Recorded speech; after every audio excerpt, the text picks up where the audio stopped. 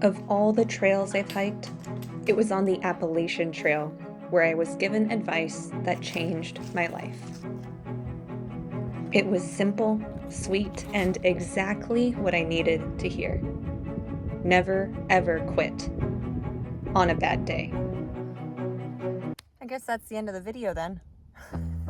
The truth is that it wasn't just that advice that changed my life, it was the questions that it made me ask. Like, well, if you can't quit on a bad day, then when do you quit?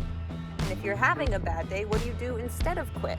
And you'll get the answers to both in this video, plus some pretty awesome nature shots. My name is Sarah. I am a motivational speaker, adventurer, and two-time naked and afraid survivalist, and I have had to take this advice many, many times myself.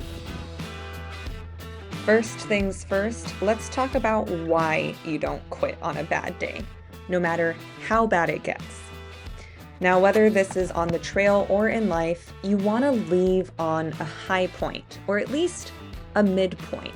You don't want to leave and make a big decision when you're at the bottom of the bottle, the darkness of the valley.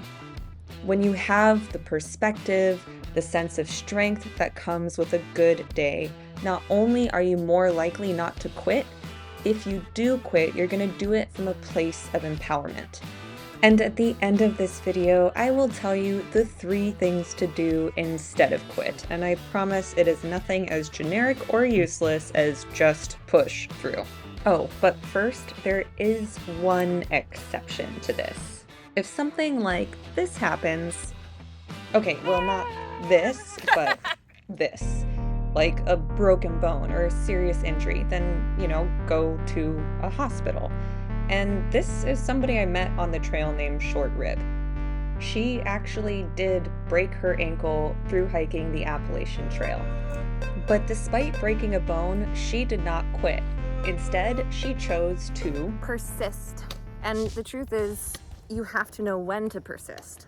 So she did kind of quit that day. She had to go to the hospital, but she didn't give up. Instead, she did the same 3 things that I suggest you do instead of quit. The first thing she did is take a break. I mean, for her that was forced. She had broken bones, but you don't need broken bones to allow yourself to rest. When I did my second Naked and Afraid challenge in South Africa, I experienced a type of fatigue and starvation that was beyond anything I could have imagined. I kept hunting and failing and hunting and failing, and I kept hitting this wall. And one day it finally occurred to me, instead of trying to push through this wall of hunting, I needed to lean on it. I needed to give it a rest. And when I did, I decided to fish instead. And that was the only food we had for our last 10 days on the challenge. It helped us walk out on day 21. It's only after you stop and rest that you can do step 2. Readjust your plan. Release attachment to the original perfect idea you had. Sure, Short Rib didn't do her through hike in one go, but because she decided to rest and lean on the wall she hit, she did another section this last summer. And she didn't finish this year, but she will finish next year. And how cool is this, on her 60th birthday?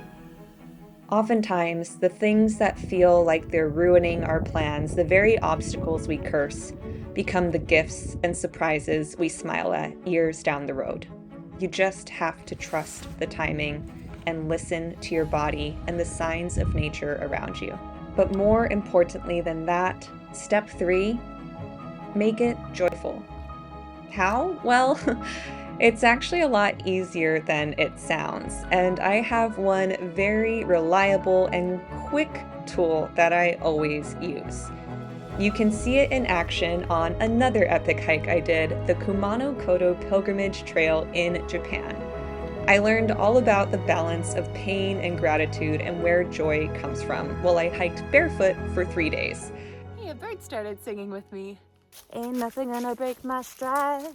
I'm going and I can't slow down. Whoa, I've got to keep on moving.